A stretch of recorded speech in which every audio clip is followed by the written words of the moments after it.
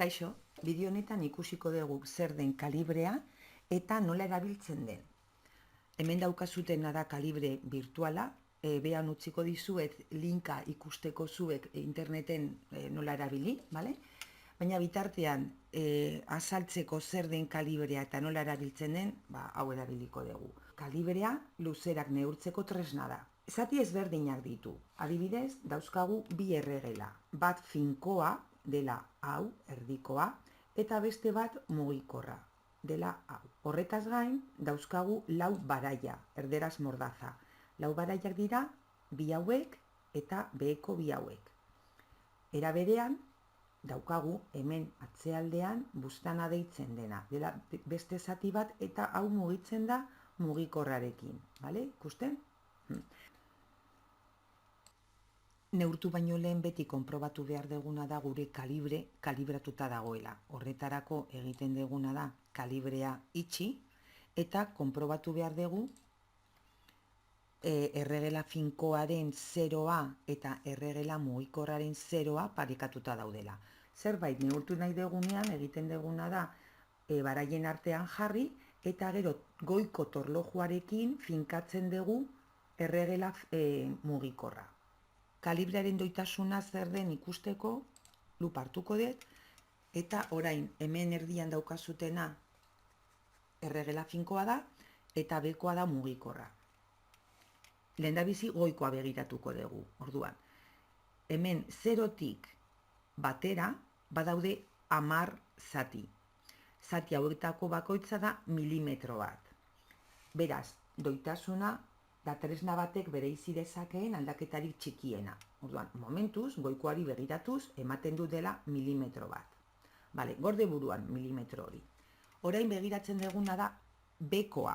Bekoan dauzkagu 10 zati nolabait handiak, baina zati bakoitza bitan banatuta dago. Hau da, 20 zati behean.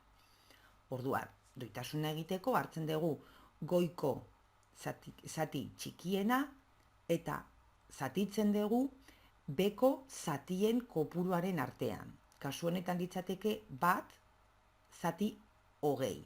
Hau da, 0,05 milimetro. 0,05 milimetro da berez, kalibre honek bereizi dezakeen aldaketari txikiena, hau da, bere doitasuna. Orain ikusiko dugu nola neurtu. Orduan, neurtzeko imaginatu neurtu nahi degula zerbaiten lodiera. Jarri dugu baraien artean eta tresnak berak ematen digun neurria da hau. Ikus dezagun nola egiten den. Horretarako, egingo dut, ikus dezagun nola neurtzen duen. Horretarako daukagu esan dugun bezala goiko zati bakoitzak da milimetro bat. Kasu honetan ikusten dugu 20 zati direla. Bai?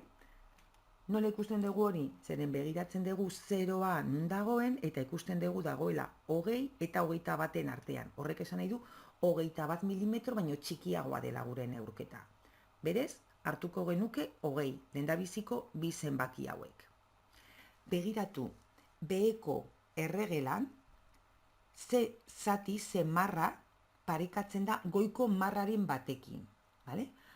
0, hau ez da parekatzen, hau litzateke 0,5 ez da parekatzen, 10 ez da parekatzen, 15 ez da, 20, 25, 30, 35, 40, 45, 50, 55, 60, 70, 70, iaia. Fijatzen baldin bazarete, hurbiltzen garen enean ikusten dugu gero eta hurbilago. 75 koinziditzen du bostarekin. Horregaitik, gure neurketan hartuko genuke 20, dela hau, gehi 75, zenbaki hau, parekatuta dagoelako, marra hau parekatuta dagoelako. Ikus dezagun beste neurri bat. Adibidez, hemen ze ikusten dugu lauraino iristen dela, orduan izango da 40 baino gehiago, eta orain luparekin, ikusten dugu dela 41, 42, 43, 44, 45 ez da iristen, ondorioz 44.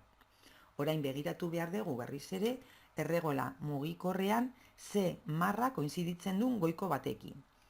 Juten gara begiratzen, hemen ia, fijatzen baldin bazarete, eta ikusten dugu hau dela. 4. Orduan, jarriko genuke 44,4. Baina kontuz, hemen ez da bukatu.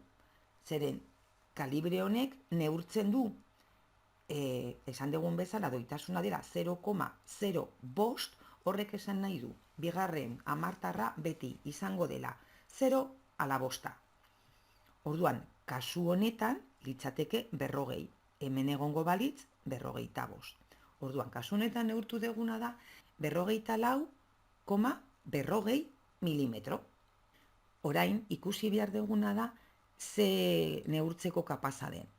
Goiko baraien artean, jartzen baldin badegu zerbait, neurtzen duena da hau honekin, bai?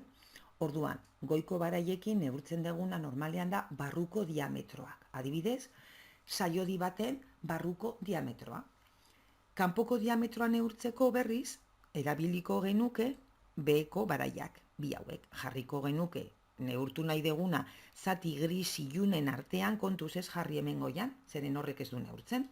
Neurtzen duena eta kalibratuta dagoena da, neurtzeko hemen jartzen deguna.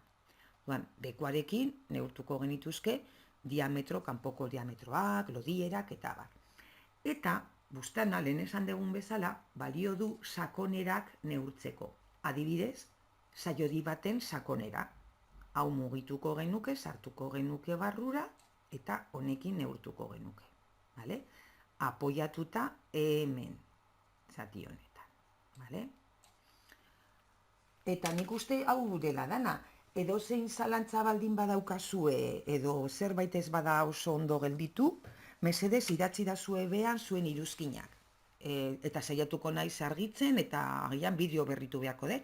Bideoa gustatu baldin bazaizu, badakizu suskribitu nire kanalera, eta kanpaia aktibatu, horrela jasoko dituzu olako bideoak. Bueno, hurrengora arte.